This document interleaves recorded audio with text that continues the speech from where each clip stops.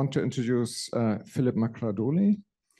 And he speaks about a mixture of encoders. And I think this is a very relevant approach for us in e-commerce because we deal with structured data, whereas many people who deal with vector embeddings, etc., don't use structured data, but we do. So please welcome Filip.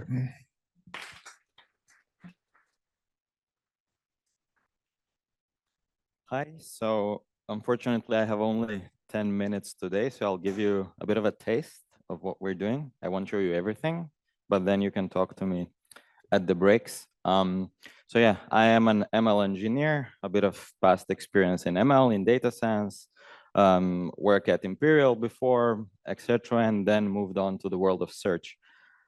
And I got a very good intro, so thank you for all the talks before.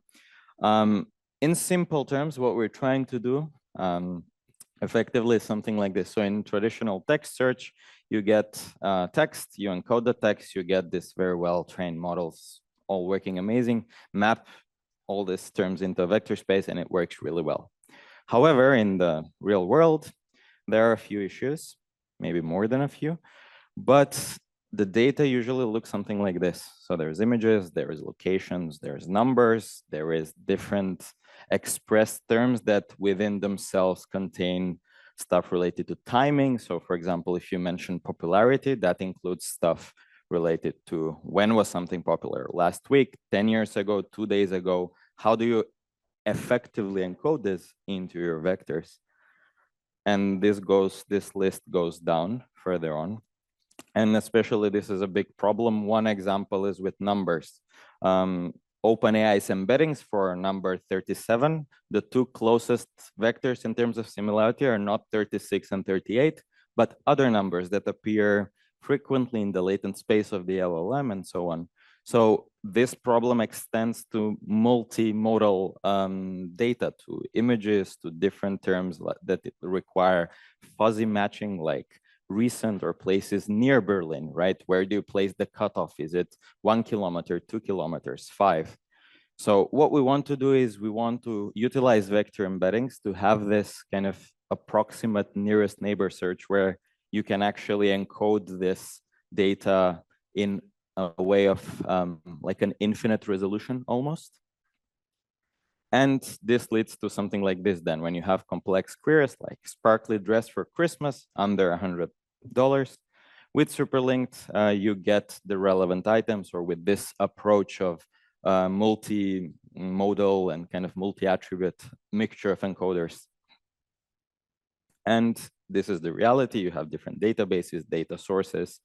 Everything is kind of disjoint. And the idea is, how do we combine all of this, put it into a vector, map it into a vector space, and then do the search there on top? So we don't want to do re-ranking, boosting, filtering, doing all these things. For example, I did some notes on my phone, no AI, regular notes. Basically, people mentioned pipeline hell, multiple signals from different models. We want to do vector aggregation, but we're not sure how, so we'll just average stuff. Knowing stuff about the profile of the user is hard, so it will make things too difficult. How do we implement business logic and dynamic pricing? We don't know what the category is when we do keyword search. We want to implement conversational elements in normal search. We want to expose users to various sales funnels. So we want to do all of this, encode it into a big vector with smaller different sub-vectors within it that each encodes a separate aspect of your data, no matter where it is, what kind of data it is, but it will have that kind of context. So that's our approach, mixture of encoders. And this is what I explained briefly. So this includes also user interaction data and kind of collaborative stuff. So not just kind of data that's set somewhere, but also it can be real time. And as you can see, there are different custom encoders for different data types, one for numbers, one for dates, one for category, because categories require like a bit of a tree-based structure, etc. And we work closely with Redis, Quadrant, and Mongo. So we sit as a layer on top of this. And this is the main idea. We want to map out all the data into this multi-dimensional space. And then when we do the search, everything is there. We can have kind of the data, for example, positioned in all the right places in this multi-dimensional space, so not just 3 dimensions, but it would have stuff around recency, around popularity, about near to Berlin, things that are not that easy to kind of map out in a strict way. So don't trust me whether this works or not. It works in production. So we have a few clients. One is Brand Alley, who's a UK-based retailer, secondhand retailer. And we've achieved also decent latency.